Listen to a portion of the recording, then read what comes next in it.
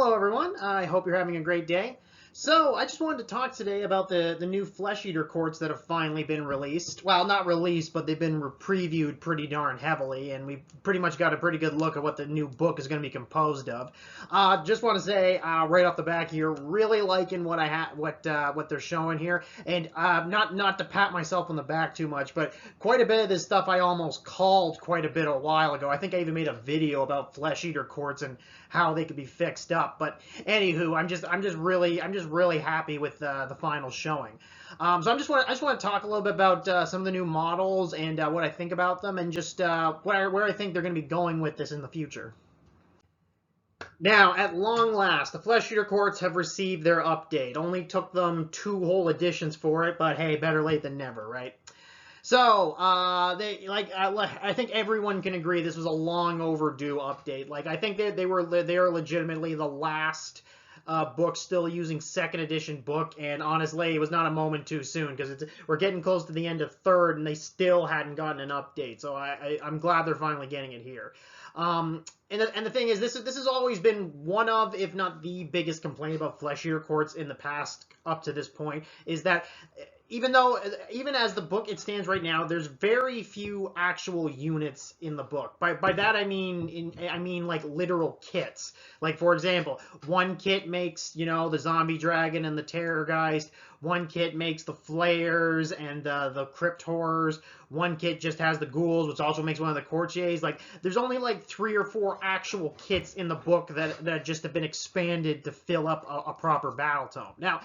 Now, don't get me wrong. They've done a very good job of getting a lot of value out of those particular kits, but it can just lead to some of the armies looking a little homogenous, because inevitably efficiency starts to win out in the end. So you basically just start seeing the same units over and over again.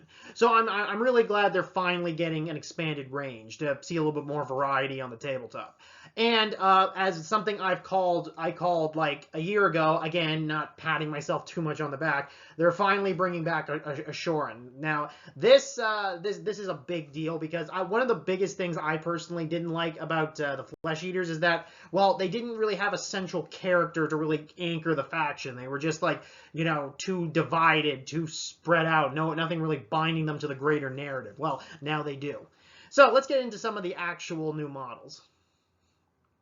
So one big thing that we're getting out of the range is a very big selection of new heroes. Like, this pretty much expands the range.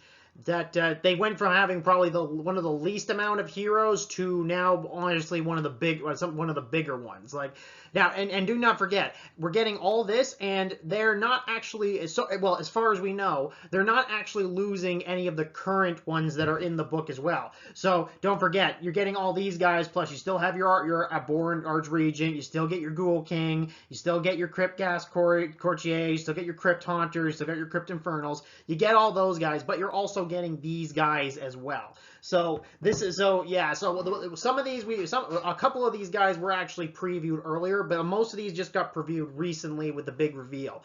So as we said, we have the Abhorrent Gore Warden. He's probably going to be something like a fast-paced foot hero, swooping around the board, buffing troops and attacking people. We have the Marrow Scroll Herald. Now, this guy we've known for quite a while here. He actually, as people might remember, he came out during the first of the Dawnbringer books. He was one of the models that came with it, as one of the heralds of that book. So yeah, he's a pretty, I've seen his rules too. He looks pretty good. He's pretty good. And also, in addition to that, we also have the Royal Decapitator. It looks like some kind of probably a hero killer of some kind. Maybe he'll have some buffing ability. In addition, we also have, now this one I'm a little bit surprised we got, an Abhorrent Cardinal. Yeah, I wasn't really expecting them to get like a figure like this. Like, I was expecting, like, for example, like the Marrow Scroll Herald, that I get, like he's a knight leading the peasants, on a crusade across the realms. Like, that I get, but I didn't think they were going to go this literal with this literal with like a religious figure within the Flesheater Courts. So, judging just by logical assumption, I'm going to assume he's probably going to be a priest of some kind. Which I think would be kind of cool, because Death in general doesn't really get a lot of stuff in regards to, like, priests.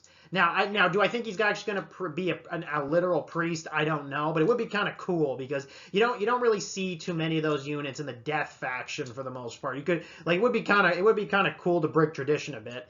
Now, but the one I particularly liked was the new Vargolf Courtier. Like this guy, like he finally replaced that aging model that was being used for like decades at this point, probably. Like, yeah, like that old model was so old. It was still one of the legitimate like hand carved molds when it was created. Now, it held up surprisingly well, but it was time. It was time. Like it was just showing its age way too much. And the new guy I am really liking.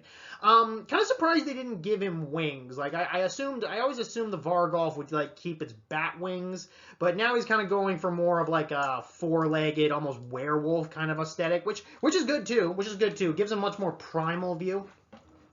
And yeah, like he's probably not going to be too much different from his last use. He'll probably be a unit buffer, but also being a strong frontal assault unit. Just run up and just maul things until he goes down. And this one, and the final one, the Grand Justice Gormain.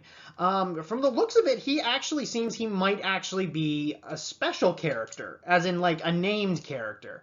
Now, I'm not entirely sure about this because I was reading over some of the articles about him. He seemed I don't know, some of the writing just seemed a little bit vague on this. Maybe he's not a special character, but it would be kind of neat if he is, because that would definitely give the Flesheater Courts more special characters. Because truth be told, yes, I know we're getting a Shorin, but as of this moment, the only actual named character that Flesheater Courts have is Duke Crackmarrow, and that's the guy who came in with the Underworld's warband. Like, he's currently the actual only legitimate named character. So adding a new guy like Gormain here would be kind of neat. It always helps flesh out a faction to give named characters. So we'll see more about him because, funnily enough, he didn't actually get any new information about him in the reveal. I guess they're saving him for the full box set. But my guess is we'll find out more about this model when the actual book arrives, because the Flesheater Courts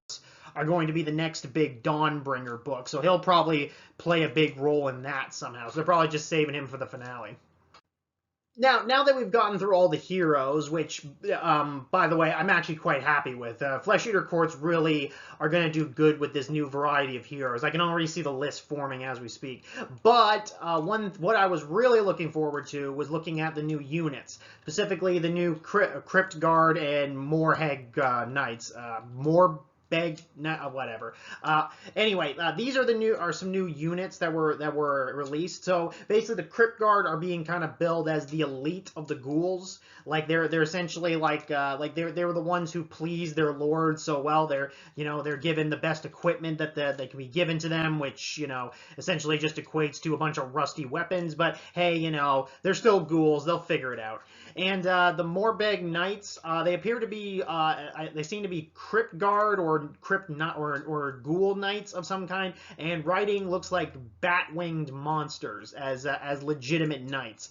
Now, a lot of people have really been happy about these guys because one of the big maybe like inside jokes of the Flesheater Courts is that a lot of them see themselves as like noble kingdoms and like noble knights, but there was kind of weird in that they never actually had proper mounted units. Like they were all like the knights were always just being filled with like the crypt horrors and the crypt flayers, the big guys. But these guys, we finally now have actual mounted ghouls now, and I think that's really good.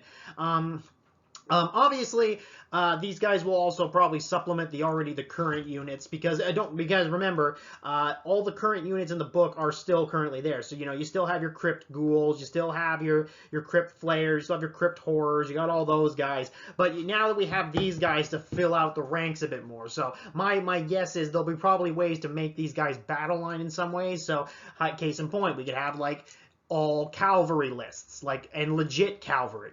Or, you know, we can have a more quote-unquote elite army, maybe with just Crypt Guard, or maybe Crypt Guard and Crypt Ghouls to, like, support them a bit more. Like, again, like I said, even if these guys aren't the best in the world, the fact that we can actually, like, expand the range a bit, so it's not just either ghouls or monsters or crypt horrors, you know, it's just going to lead to a lot more unit variety, and even more than that, it'll lead to a more list variety and the different tactics that brings. So yeah, and as in for the models too, really like it. Like the Crypt Guard, you know, in particular, we have like 2 weapon options. They got their halberds, or they got their swords. More than likely, one's probably gonna have more attacks, but the other one will probably have like greater reach or greater rend, etc. And I'm really interested about these knights too. Like I'm wondering how their rules will compare to, let's say, like the current units. Like for example, like if these guys are technically knights, how are they going to go up with? How are they going to be balanced against like the Crypt Flayers and the Crypt Horrors, like the already existing knights? Like I'm also curious about their lore too. How do these 2 guys see each other? Like, are they both riding horses, or is one now going to be like a foot knight and the other one's going to be a mounted knight? You know, I don't know. It's just fun things to think about. You know, and of course, we still also can't forget too that these aren't the only releases for the Flesheater Courts as well. Like going back as well, the book will also contain previous release stuff. Like for example, the Royal Beast Flayers, like the War Cry War Band that was released some months ago. Like these guys will probably be in the book too. So this is so again, these guys will probably have battle line options as well. So again, that means we'll have these guys plus the Crypt Guard plus the Morbeg Knights. So that means we could potentially have 3 new battle line options in addition to our current ones. So again, really helping to diversify the Flesheater Courts range and expand them out. And probably some people forgot, but don't forget, there's also what's his name? Duke Crack Marrow and his Grimwatch, the War Underworld's War Band.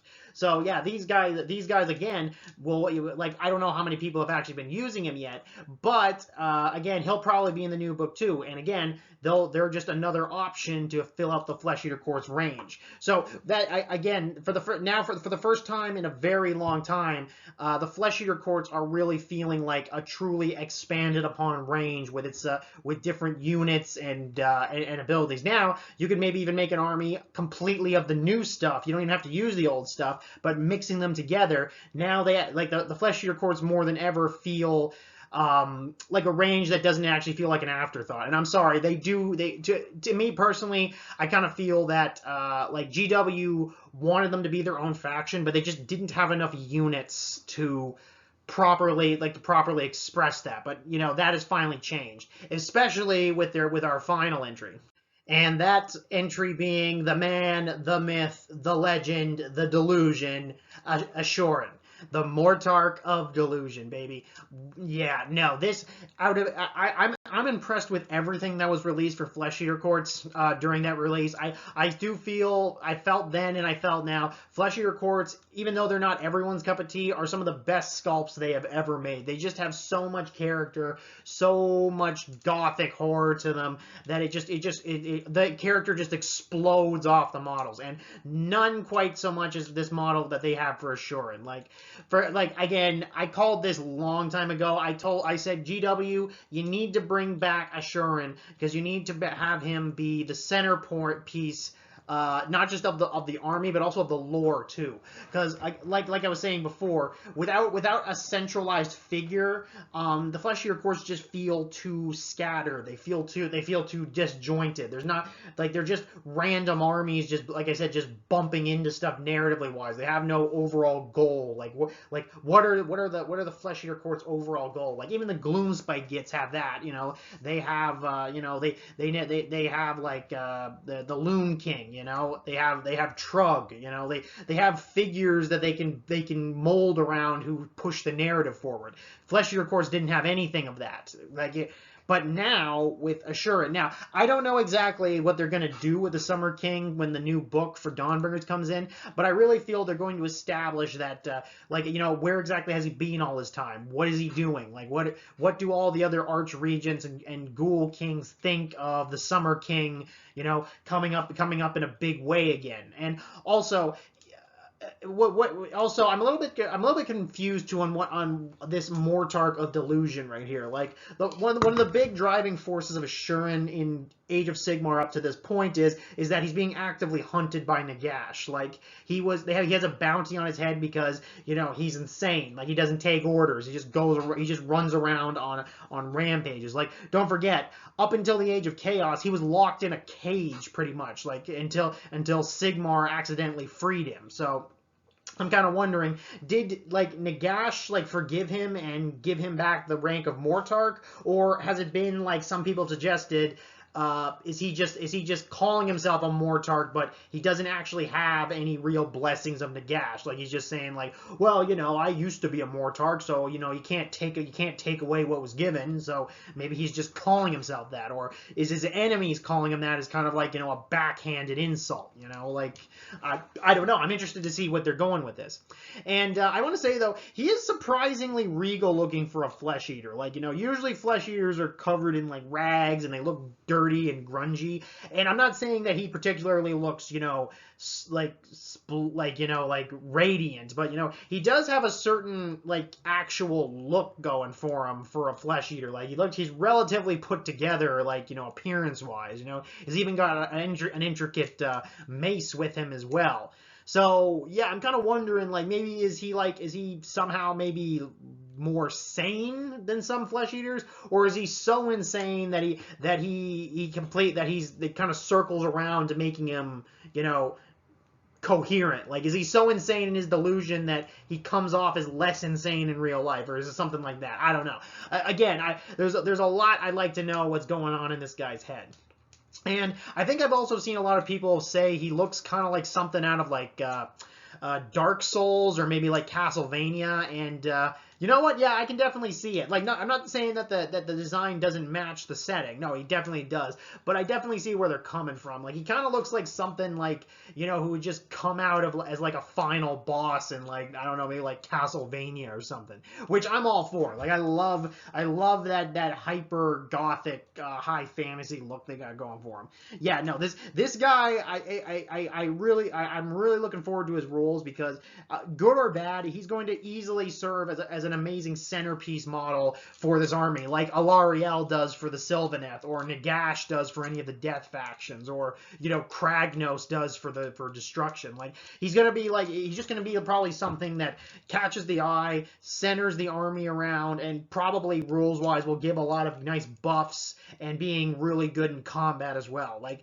again, this along with all the other units that have come out in the past year just solidifies the Flesheater Courts as a legit, their legit own thing now. Like I feel like going forward, they're going to be less about just random crazies that you got to deal with or put down depending on the situation. And I feel like they're going to be their own like legit player on the bigger stage. It's going to be like kind of like what the most recent book did for the Gloomspite Gifts. It just really really makes them a significant force in their own way. They're not just sub underling number 4. They're gonna be like I said, these guys. He's got his own Dawnbringer book gonna be coming out about him. So what does that say? So yeah.